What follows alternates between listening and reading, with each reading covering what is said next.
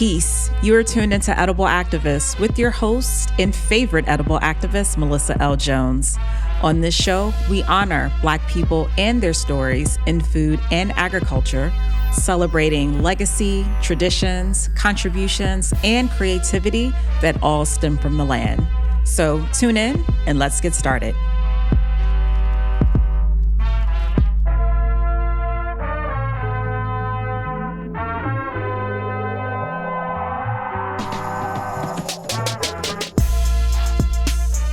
Peace. This is your host and favorite edible activist, Melissa L. Jones. I am happy to welcome Aisha Shillingford to the show. Aisha is the artistic director of Intelligent Mischief, a creative studio harnessing Black radical imagination to shape the future. Originally from Trinidad and Tobago, she is an anti-disciplinary artist, world builder, and an experiential futurist whose work invites us to imagine new possibilities for Black thriving, sovereignty, and freedom.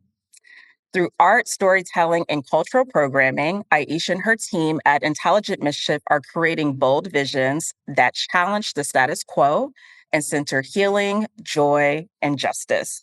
Welcome to the show, Aisha. Thank you. Thanks for having me. Absolutely. We're in Brooklyn, right? Or in New York? In Brooklyn, Bed-Stuy, Brooklyn. Shout out Bed-Stuy. I used to live in Bed-Stuy. Yes. Years ago. Well, I'm super excited, Aisha, to learn more about what you all are creating in New York and this whole experience. And it is so obviously tied to the work that I do.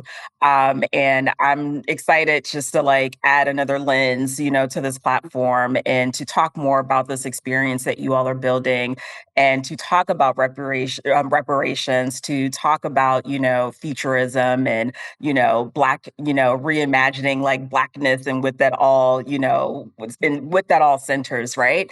And so definitely want to start off with you telling us more about Intelligent Mischief and what inspired that creation and the vision, what is the vision behind the work that you're leading? Yeah, I'm happy to. So Intelligent Mischief, is a creative studio. It means that we really work at the intersection of art, experiences, and storytelling. And we were created or founded in 2013 by my partner, Terry Marshall. And at the time, he had created Intelligent Mischief as a lab, a creative action design lab. We both, but he at the time had come out of 20 plus years of community and labor organizing, and had also been an avid cultural organizer, and had sort of found that those two spaces were starting to become kind of siloed. um, and he was really curious to create a space at the intersection of culture and social justice, particularly where community organizers could come into a creative space and sort of experiment with new forms of organizing. So our purpose statement says new forms of culture and civil society. Just innovate. There are innovation labs for almost every other profession, but there wasn't one for community organizing and movement building. So that was the intention of Intelligent Mischief at the time. And then in about 2017, 2018, we started really wanting to focus in on Black imagination in particular. Part of it was sort of moving through the long arc of the Black Lives Matter movement for Black lives. We had gone to Ferguson in 2014 and then sort of experienced some of the subsequent evolutions and things that were being created after that, and sort of felt, there's a space here for honing in on the ways in which Black imagination has actually always shaped the trajectory for the good in this country. So that was the inspiration around creating it, so that I get around focusing on Black imagination and world building. And in terms of our own vision, we're really envisioning a constellation of Black utopias, which are maroon spaces where Black folks experience sovereignty and where they're thriving and where we're free. And we see these as interconnected spaces that might be autonomous, but there's a relationship between them. We have our own economies, and we own our culture. And we're free to create society in our own image and to step outside of someone else's imagination and into our own. So that's our big vision. We see multiple places, whether they're, buildings or communities or, regions or countries around the world, sort of being interconnected around a flourishing Black life. Hmm. That is so incredible. That is so vivid. Thank you for painting that out.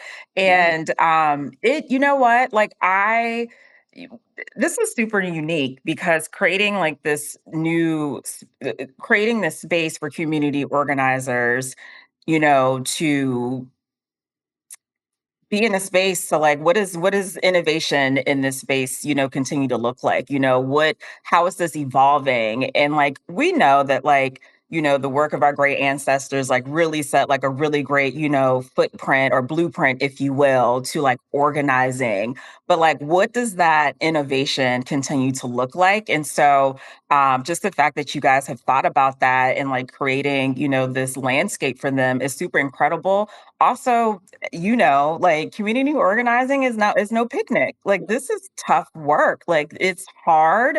And it involves every part of your brain cell, every muscle, every fiber of like of the being. And so I think that's just super incredible what you guys are creating. And in my mind, as you were thinking, I'm like, not trying to like think too well, no pun intended, but I'm thinking as you were talking, I'm like what like how does this then like actualize, like are they like going back out, into these communities and like, bringing like these innovation or these innovative ideas or, tapping on to like, different CBOs, like helping to like really create like plans because they've had this opportunity to like incubate, and like recharge and say, okay, like these are the next steps ahead. We're thinking 30, 40, 50, 60 years ahead because we know we got a lot of cleanup to do. So what, has that like have you guys, I know that you guys are in the building and the creating mode, but Mhm. has there been some thinking around like the actualizing of this, like once they are in the space and have the opportunity, to cultivate and innovate?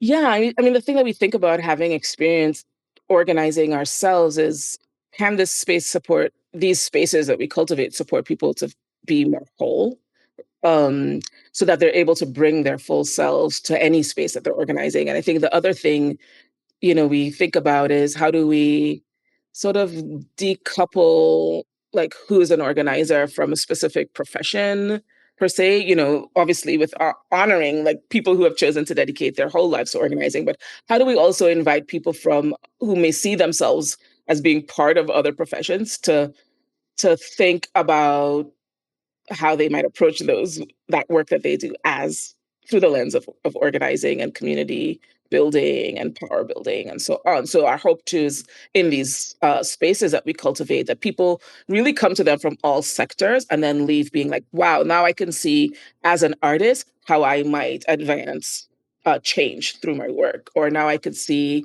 as a designer, how I might dedicate my design work to social change and social justice and so on. So it kind of like helps to like expand who is an organizer into like anyone can and should be an organizer, because they're, the systems are enacting on us in every place. And so we need us in every place, sort of, pushing back on systems and recreating new ones as well. And one of the observations we had was that, as much as our community organizing works to like sort of, especially in terms of like resistance or making demands of existing power, when we think about creating the world is also being created by architects, designers, mathematicians, engineers, people who work in governance, and so on. So all of those folks need to be reimagining what is possible and need to feel themselves in relationship to the goals that have been set by communities and through the organizing process. Like, so we want everyone to come to our labs, come in as whatever you are and leave with an orientation towards a responsibility for changing and shaping the future. and organizing in whatever sector you are in, and also leave with some new skills and refreshed with new ideas, especially if your work is dedicated full time to organizing. Like, here are new ideas, so at minimum, new relationships, for people you can draw on to do that work. That is so dope. This is great. I'm just so excited. Like, I want to be in space with all these folks. Like, I Yes. do. I can just only imagine just first of all, just the resetting and the recharging, and again, just the innovating and the creativity just in that space. I feel the energy already, So, Aisha, how do you imagine reparations and land justice showing up in our food systems in relationship to land? And in your opinion, what does true repair look like? Yeah. So I think about, reparations is, traditionally always want to draw back on what ancestors have paved for us as a path, and was really struck by reparations was always a land justice issue, as much as it was, an economic justice issue as well, as much as it was a complete reconstruction of all of our systems. That's what it was intended to be. And I think about, I was reading many years ago, W.E.B. Du Bois's The Souls of Black Folks, and it's such a compelling, like, sociological study of the impacts of slavery in the South, in the US in particular. And he's sort of looking at it during the time of, like, sharecropping. So he's in Jim Crow time, looking at it through the lens of current sharecropping at his time, and then the history of enslavement before that. And he's talking about the ways in which the land has become degraded by the system of enslavement, and that therefore, like, the people on the land are inextricably linked, and that the relationship that was forced upon our ancestors was one of, a relationship of domination that forced us to enact domination on the land. And so as we're, like, undoing all of that, like, there's a repair to happen there. A repair particularly around the way that we've sort of historically often been made to see the land as our adversary, because it was the location of this most significant oppression, but also the reality of being so often divorced from the land, like, not allowed access to the land, not allowed to steward it in the ways of our ancestors, not necessarily historically allowed to, like, grow what we wanted to eat and what was good for the land to grow. So, like, we see our this conversation as being in the lineage of, a lot, the long work of, like, food justice advocates and Black farmers, which we are not directly part of, but definitely honoring in terms of the ethos of how do we bring folks back into relationship with the land, re-establish the relationship of steward and collaborator. Some parts of it is very spiritual for us in the invitation around repair, that it's about seeing the land itself as an ancestor, as us belonging to the land, versus the land belonging to us. And then really getting to know the land and explore approaches to stewardship that are, like, permaculture comes to mind, for example, having an intimate relationship. And some of that is going to be economic. It's about getting land back into the control or stewardship of more and more Black folks. So thinking about, farmers, people who are reclaiming land, or people who've owned land but are returning to farming it, and so on. Um, and then sometimes it's just getting really, like, basically putting body on the land, inviting people to, like, really feel their skin against the soil, like, get to know it, like, spending lots of time, like, contemplating it, and to fall in love with the land again. So it's like, some of the way we like to think about it is almost like re-indigenizing our relationship to it, um, and having this feeling of, like, the land, like, holding us, um, and sort of being this firmament that has always been there for us. So that's kind of the vision or the inspiration and the invitation that we invite people into, and a little bit about how we are starting to imagine repair, and how the folks who have come to the repair lab are are kind of thinking about it. Tell me a little bit about the name Intelligent Mischief. I'm um, just curious. I love it. Thank you. Well, it comes from the Terry, my partner, who is the founder, Hmm. and he was reading a book about uh, the artist Banksy, and in that book, the Banksy's work was described as being intelligent mischief because it was mischief because it was unsanctioned art, street art, essentially graffiti. But it was intelligent because it had this strategic purpose of uh, inviting people to completely reimagine what could be possible, both in its form and in its content. So he was really inspired by that term. It was like a term, a description of Banksy's work. And so he made that the name of the studio. I love a good inspiration from a book. I do. I do. So we're coming in like the next week or two, actually, we'll be approaching the grand opening of the lab, and it's in Brooklyn.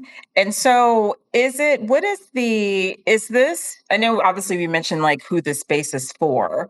Is Mhm. there a space that like if you identify as a community organizer you can just show up for this, or is there like a process to be able to like be a part of this lab? I mean, obviously, um Yeah, the space. So we're calling it a social dream space. It'll be open to anyone.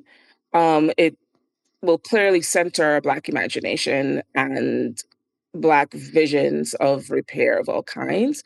To attend, people, we will have a booking page where folks can sort of book time where they can receive like a guided meditation, interact with some of the artworks that we've curated in, be hosted in conversation. But then there'll also be events where anyone can sort of register for them. Some of them will be ticketed, probably most of them will be free, to kind of cultivate like community and gathering and dreaming together and so on. So it really will be open to anyone who wants to attend, if they feel attracted to it.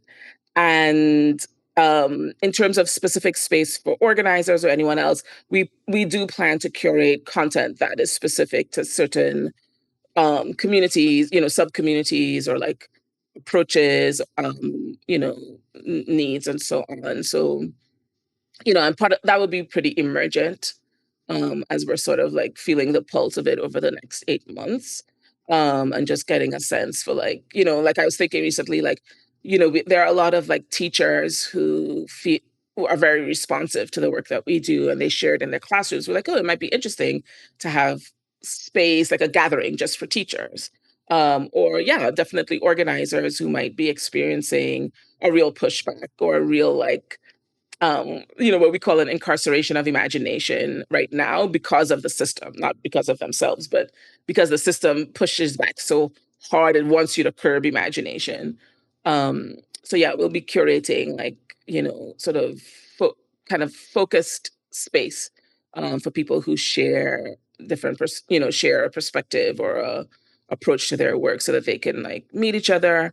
There's it For us, it's really important that it be like a social space, a place for connecting, and also a place for exercising imagination, and then just some chilling, like real like reclining and daydreaming. We want that to happen there as well. So as things open and we get a feel for what it's like to run the space, we might also open just free time during the day for folks to just come and daydream. That feels like really important, beyond like specific events and so on. And then we'll be serving this beautiful tea, um, that is designed to support a few tea blends that are designed to support dreaming and imagining. I need this tea, Aisha. You'll have it available. We'll have it available once we get the blends in. We'll send you a few packets for sure. That sounds so divine. This is so incredible what you all are building. Aisha, I know you from, and mentioned in the intro, you're from Trinidad and Tobago, and my dream place to visit, I've never been. I would love to. Yeah. Never been, but I would love to, just know. And I love to talk about lineage. That's a whole nother conversation we can talk about, Aisha, in another episode. But I am interested in like how your roots and your lineage has actually just really influenced your journey, to where you are now. Yeah, I mean, so part of it is so immediate, like my own parents. My mother is a actress and director and just an artist, so I was always kind of like, even like from a few months of birth, she would like bring me to the theater and kind of have me with like, I had like a babysitter in the front seat and she would be on stage, and so I was always like the little observer of the theater and of the art community, just taking in everything and like feeling very immersed in that. And also having my own experiences, especially as a child, like in carnival and so on and so forth. And then at the same time, my stepfather, who I grew up with my whole life, was an economist. Like his whole thing was like social change. He was part of the Black Power movement in Trinidad. Like, and he introduced me to like social science. Like, so he made me a community organizer, even though I think he didn't really want to because he wanted me to be wealthy and that's not a thing to be a wealthy community organizer. But so I was carrying both of those as I came into like my own career and so on and so forth.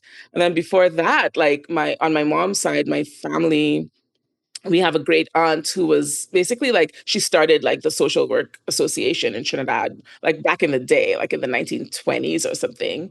And when I was reading about her, like she had gone to school in London during World War One and co-formed the at the time the it wasn't called Pan African at the time, I think, but the African Students Association, and was kind of tapped into the Pan African movement and Congress and so on. So I think like hearing those stories and like learning from those people, and then just not just my family, but I think I feel really connected to the lineage of Trinidadians in particular who have come to the US and to the UK and become involved in movements for Black liberation and justice. So I think of like Stokely Carmichael, and I'm like, okay, he was like there from like the 40s, 50s, like, there alongside like Fannie Lou Hamer and like others. And he was like, okay, I'm in this place, so I have a responsibility for this place and these people, just because I'm here and I can see justice and I can also see our connection, and see that like this thing that we experience by way of oppression is something that is global, and that is based on a global system, and that it was created from its very beginning from a global system of domination of all people of color, but then got very focused on Black people.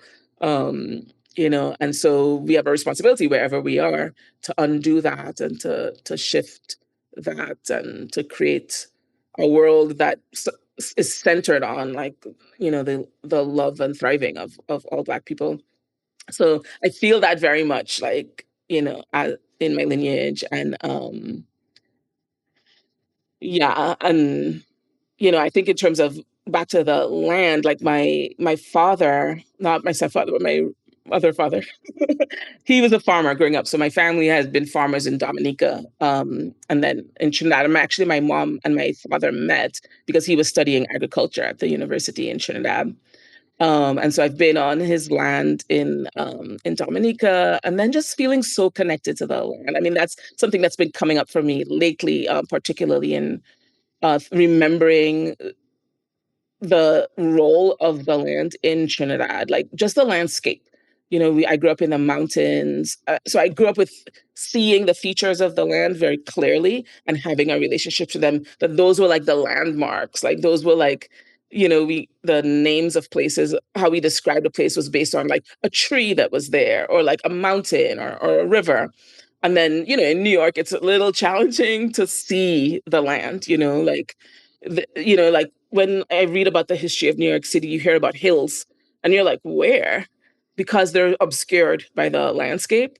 But if you like walk and just kind of like pay attention, you can feel the slopes and be like, oh, this used to be a real hill, like it wasn't always covered in concrete, and you could feel more of a relationship. And recently, last thing I'll say, because I'm going on a bit, but someone told me recently there are actually still rivers below the land in New York City, Basically, they've been covered over through development, but they're literally still there. And I'm going to be doing a project in the fall on Climate Week just to invite people to restore relationship to water. And part of it in that project that these folks are doing is sort of helping people to know where that water is and just to kind of be like, oh wow, it's right under us, you know. Oh, I am all in. Oh my goodness. Oh, and I believe it. Everything's been covered. Yeah, that's the thing, right? That's the thing. Whole nother conversation. Well, this is the conversation, but everything has been covered. Yep, yep. Aisha, it's we. I would love a part two. I'm because I definitely want to get in more into the crux of things, especially when the lab opens. I know that the opening is happening in the next week and a half, and I'm super excited about that.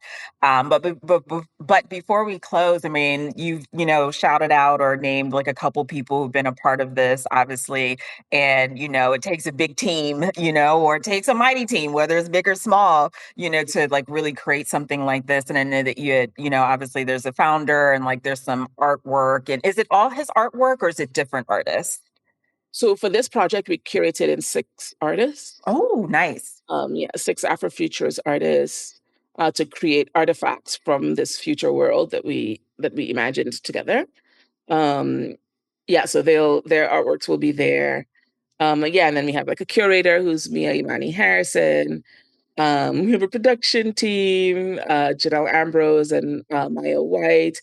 We have our sound designer and experience designer who works with us, Zenmondo Jacques. Like, we have our studio manager who does all things operations. Like, nothing would happen without her because a check could not get signed if Emmanuel Assuming does not make sure it gets signed or make sure a contract goes through. She wrangles some of that really boring behind the scenes stuff so that we can make beautiful art. So in appreciation of that. And yeah, and our amazing artists. We have Ari Melenciano, an American artist, and Alicia Wormsley, and Nu Gota from Dean, and Rory Scott, and Terrence Nance. So we're really excited, really proud, and really grateful that they said yes to playing with us on this. And then we have 120 people who participated in world building people's assemblies to imagine these worlds. Mm. And so some of what they imagine is going to come through in this manifesto that we're writing that kind of aggregates the imagined worlds from these 120 folks that attended 6 Zoom calls in January with us to build the world together. So yeah, it's really like a big community of people. And then not to mention just everyone who's ever done any artwork or shared any ideas or said anything that resonated. It is in so many ways a collective project and just part of a lineage and part of an arc. We hope and expect that people will, create other things inspired by this or informed by this. Will come into relationship with it in different ways, and that just feels really exciting and fulfilling, I guess. And they will. Oh, this is amazing. This is love. I can't wait to see that manifesto. I love a manifesto. This is going to be great. Yeah, I'm excited to send it out. Hopefully in the next couple of weeks. It might be You guys after. have a lot on your plate. Yeah. So we're gonna close. But again, this has been really great. So there's a soft opening, and then if you want to share like if that's okay to share like the hard launch date for, and the process. I know there's a process for, being a part of this experience, just so folks know and it's on their radar to even maybe share with other folks, who could benefit, from this dream space. Yeah, absolutely. And where to find you guys on social. Yeah, so on social media, we're at Intelligent Mischief on Instagram mostly, but also that on Facebook for folks who are there and on TikTok. Um, and YouTube is Intelligent Mischief Studios. And to either book time or find out more about how to come to the space, it's Intelligent Mischief, www.intelligentmischief.com/FOR. Or if you just go to the intelligentmischief.com page, you could just navigate to Futures of Repair. And then there'll be a scheduling link. And yeah, we'll be putting out events on our social media as well. So yeah, there'll be lots of ways to be in touch with the space. That's great. Thank you so much, Aisha. I really appreciate you sharing. I feel honored because I've gotten, this snippet, a beautiful one, if you will, of this really your you all's dream and what you guys have been dreaming up for others in order for them to dream. So I really just feel honored that I feel like I've been let into the space already and haven't been there physically. So that is So, very warming for me. I do appreciate it. And I'd love to have you all again. So part two. yeah, we'd love that, and we can't wait to host you at the space. Just let us know when you'll be in New York, and we'll have you come through. Absolutely. I'll always have mad love for New York and especially Brooklyn. Um, Thank you all for tuning in. Peace. Thank you for listening to Edible Activists. You can find today's episode on Spotify, iTunes, and Simplecast, and follow along on all social media platforms at Edible Activists for updates. Want to support this platform?